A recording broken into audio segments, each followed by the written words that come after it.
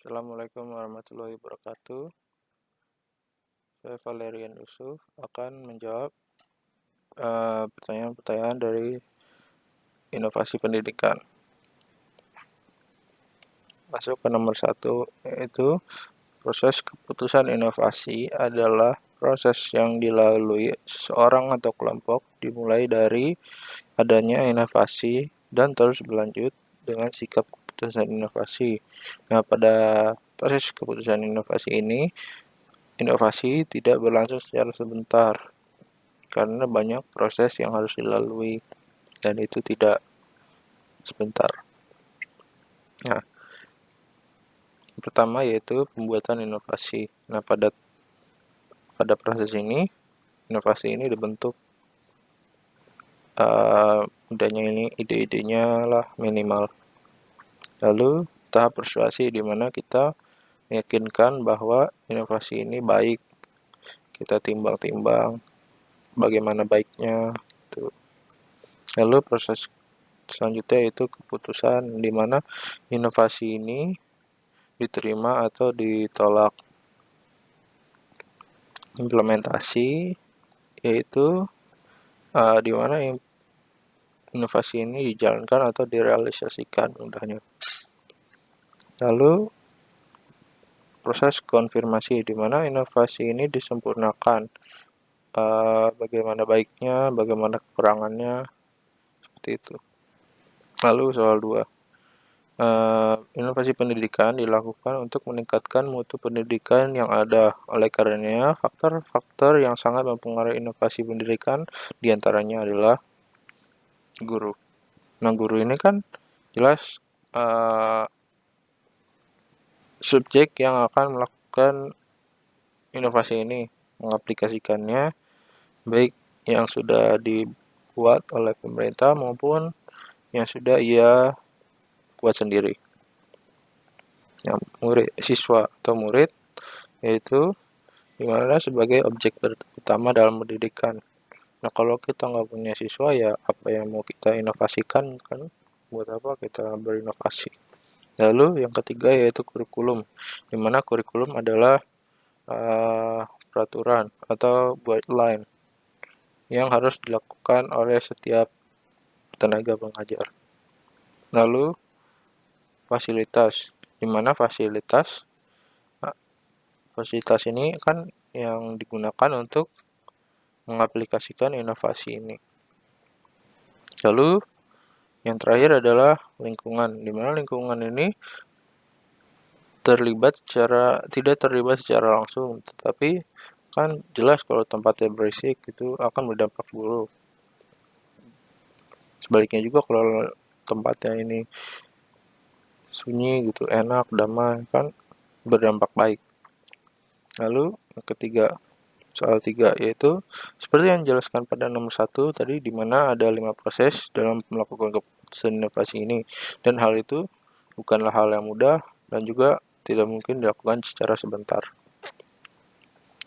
Proses yang pertama yaitu pembuatan inovasi, di mana inovasi ini dibentuk, lalu persuasi di mana kita meyakinkan bahwa inovasi ini baik. Nah, lalu yang ketiga pengambilan keputusan, di mana keputusan ini diterima atau ditolak. Inovasinya diterima atau ditolak ya. Lalu implementasi, di mana inovasi ini dijalankan atau direalisasikan. Konfirmasi, di inovasi ini disempurnakan, baik buruknya bagaimana baiknya. Lalu soal nomor 4 yaitu ciri utama keputusan inovasi adalah yang membedakan tipe keputusan yang lain yaitu dimulai dari ketidaktahuan. Akan inovasi ini adalah sesuatu yang baru. Jadi kita ini tidak mungkin tahu bagaimananya. Kita dimulai dari tidak tahu. Lalu terbukanya banyak opsi. Nah, kalau sesuatu yang baru, jelas kita bisa membuat apapun. Banyak opsi yang bisa kita jalankan. Lalu pengambilan keputusan harus matang. Nah, kalau sesuatu yang baru ini jelas kita harus memikirkan secara matang-matang. Kalau yang sudah ada ya jelas kita hanya tinggal mengembangkan saja. Yang terakhir soal nomor 5 yaitu Proses inovasi menurut Zaltman, Duncan, dan Hallberg ada dua tahap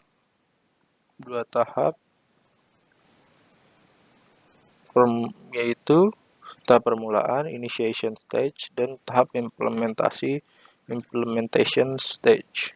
Nah, tiap tahap ini menjadi beberapa langkah atau bisa disebut substage.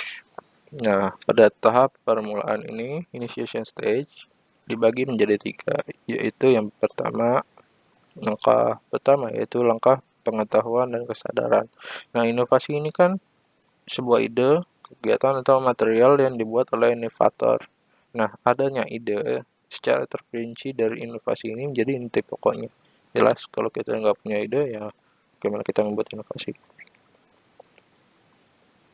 Lanjut ke langkah pembentukan sikap terhadap inovasi, yaitu di langkah ini, sikap terhadap inovasi ini memegang peranan penting untuk menimbulkan motivasi ingin merubah ataupun menerimanya. Langkah pengambilan keputusan. Di langkah ini, setiap informasi tentang potensi dari inovasi ini maupun kekurangan pada inovasi ini itu kita harus evaluasi. Nah, pada tahap ini juga kita harus memutuskan apakah inovasi ini ditolak atau diterima. Nah, masuk ke tahap penerapan atau implementation stage. Pada tahap ini dibagi menjadi 2 tahapan, yaitu yang pertama, langkah awal atau implementation stage, permulaan. Langkah awal permulaan implementasi.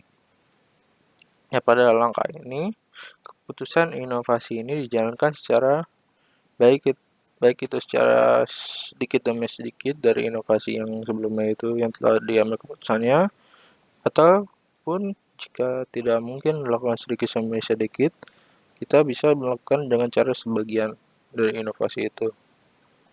Lalu langkah terakhir, langkah kelanjutan pembinaan penerapan inovasi. Pada langkah ini, inovasi dijalankan secara sepenuhnya.